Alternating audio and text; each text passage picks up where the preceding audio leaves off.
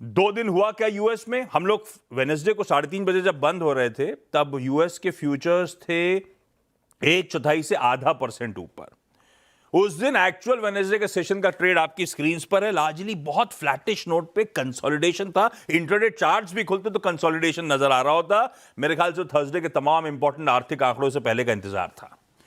और उसके बाद कल थर्सडे को हुआ क्या? आपकी स्क्रीन पर आएंगे यूएस मार्केट की चाल। कल फ्लैट से लेकर 1% तक की मजबूती देखने को मिली। एक नहीं, हाँ 1% के आसपास का उछाल। तो तीनों बेंचमार्क्स ठीक ही थे।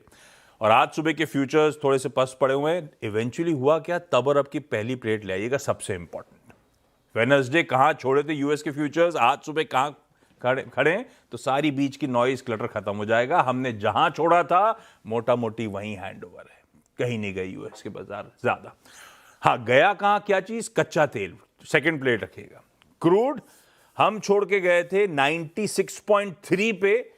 सारे डेवलपमेंट्स के बीच में $93 के आसपास कच्चे तेल के भाव में, तो $2-3 के आसपास के कूल ऑफ को चाहे तो डाइजेस्ट करना है। इससे ज्यादा कुछ और डेवलपमेंट नहीं है। हाँ यूएस के आर्थिक आंकड़ों के बाद सोना जरूर इंच अप कर गया इंटरनेशनल मार्केट्स में। हमने छोड़ा था 4490 पे, 4525 के आसपास था, आज 4500 के आसपास, तो ये भी वापस ठंडा पड़ गया। तो कुछ ऐसा बदला नहीं है एसेट क्लासेस के लिहाज से, बारिंग स्लाइटली क्रूड के भाव।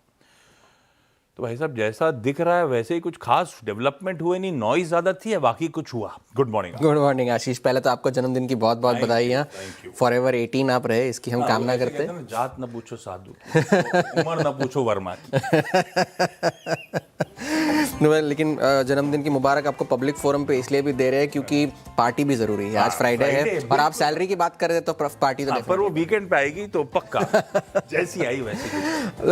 अगर खबरों की बात करें तो पहले नॉइज ज़्यादा है, खबरें कम हैं और बैक एंड फोर्थ जारी है क्योंकि अब तक कोई कॉन्क्रीट मसला निकल कर आया नहीं है। यूएस एक बात कह रहा है, ईरान दूसरी बात कह रहा है। एस्केलेशंस कल थोड़े से बढ़े क्योंकि फार्स न्यूज़ एजेंसी के मुताबिक ईरान की सेना ने अनआइडेंटिफाइड टारगेट्स पर मिसाइलें दागी है और तस्नीम के मुताबिक वो उस जवाब में दागी है क्योंकि अमेरिका ने बंदर अब्बास पर हमला किया पहले और उसके जवाब में ये मिसाइलें दागी गई है। और उसी तस्नीम न्यूज़ एजेंसी के मुताबिक ईरान की IRGC ने ये चेतावनी दी है कि अगर फिर से इस तरह का एस्केलेशन हुआ तो और जो है कड़े कदम उठाए जाएंगे और तगड़ा जवाब दिया जाएगा। लेकिन ऑफिशियली यूएस के सेंट्रल कमांड ने अपने पोस्ट में ये लिखा था कि ईरान ने कुवैत की तरफ एक बैलिस्टिक मिसाइल दागी थी, जो कि कुवैत की आर्मी ने भी इस बात की पुष्टि की थी अपने एक्स अकाउंट पर और उसे पहले तो न्यूट्रलाइज किया गया। और फिर सेंट्रल कमांड ने यह लिखा है कि पहले तो उन्होंने 5 वन वे अटैक ड्रोन्स छोड़े थे स्ट्रेट ऑफ हॉर्मुज में ईरान ने, और सभी के सभी जो है यूएस फोर्सेस ने इंटरसेप्ट कर लिए थे। कल अगर डील की बात करें तो पहले तो एक्सियोस से ये खबर आई थी। अब एक्सियोस जो है वो नोटोरियस हो गया है इस तरह की खबरें लाने के लिए, क्योंकि पुष्टि किसी खबर की होती नहीं है, सिर्फ वो मार्केट चलाने के लिए इस तरह की खबरें पहले आ जाती है। खबर ये थी कि यूएस और ईरान के बीच में टेंटेटिवली सीज फायर बढ़ाने के लिए 60 दिन के लिए सहमति बन गई है और आगे चल के इन 60 दिनों की मियाद में ईरान के परमाणु प्रोग्राम को लेकर के बातचीत शुरू होगी अलग से। लेकिन डोनाल्ड ट्रंप को अभी भी कुछ दिनों का समय चाहिए इस डील पे। बल्कि जब डेवलपमेंट्स आ रहे तो ये था कि यूएस ने कुछ मिलिट्री स्ट्राइक्स करी, उसके बाद ईरान ने रिटेलिएट करा, कुवैत हाई अलर्ट पे चला गया और इन सभी चीजों के बीच में ये खबर आ गई। ये भी चल रहा है और सीज फायर भी चल रहा है। हाँ, और एक्सियोस की तरफ से ये खबर थी। व्हाइट हाउस ने इस बात की पुष्टि की कि ऐसी डील पे सहमति बनी है, लेकिन जब ईरान से ये पूछा गया तो ईरान ने जवाब ये दिया है कि अब तक ये जो बातें चल रही है कि MOU फाइनलाइज हो गया है वो गलत है। और ना तो उन्होंने पाकिस्तानी मीडिएटर्स को और ना ही दुनिया को अब तक ये पब्लिकली जाहिर किया है कि टेक्स्ट फाइनलाइज। एक्चुअली मामला थोड़ा गड़बड़ाया ही हुआ है। हम कच्चे तेल को अकेले आइसोलेशन में ना देखें क्योंकि इस तरह का अब तक कोई ऑफिशियल कंफर्मेशन दोनों पार्टीज की तरफ से नहीं आया है कि दोनों तरफ से टेक्स्ट प्रिलिमिनरी टेक्स्ट फाइनलाइज हुआ है या सीज फायर बढ़ गया है। यूएस एक बात कह रहा है एक्सियोस के जरिए, ईरान एक बात अलग से अपनी कह रहा है और उन्होंने तो साफ कर दिया है कि जब ये टेक्स्ट फाइनलाइज हो जाएगा हम पहले दुनिया को बताएंगे और पाकिस्तान को भी जो मध्यस्थ है उसे भी बताएंगे।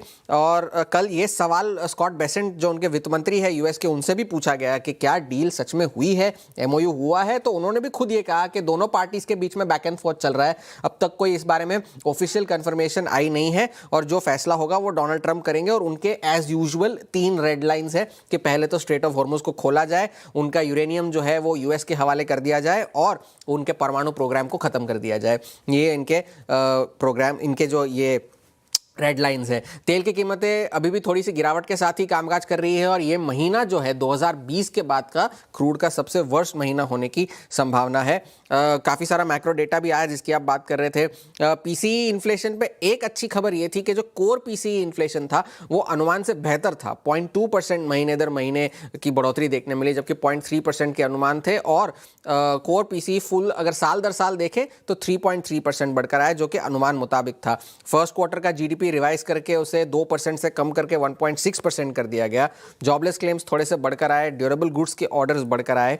तो मैक्रो डेटा भी मिला जुला था, कोई ऐसा ट्रेंडिंग मैक्रो डेटा था नहीं। लेकिन एक स्टॉक कल हाईलाइट में रहा, वो था स्नोफ्लेक। एक सैस कंपनी है जिसके शेयरों में 37% की तेजी देखने मिली। पहले तो नतीजे अच्छे थे और उन्होंने $6 बिलियन का एक करार भी किया है अमेजॉन के साथ, जिसकी वजह से स्टॉक में बढ़ोतरी देखने मिली। और कल के सेशन से पहले स्टॉक ईयर टू डेट 20% नीचे था, पूरा का पूरा रिवर्स होके अब वाईटीडी पॉजिटिव हो गया। तो डील अब तक कोई अनाउंसमेंट ऐसी हुई नहीं है, बात अभी भी हवा में ही लटक रही है और सारे रिपोर्ट्स की वजह से ही जो है सारा मार्केट रिएक्ट कर रहा है। ये रीजन है फिर इसका मतलब गिफ्ट 50 दबाव का।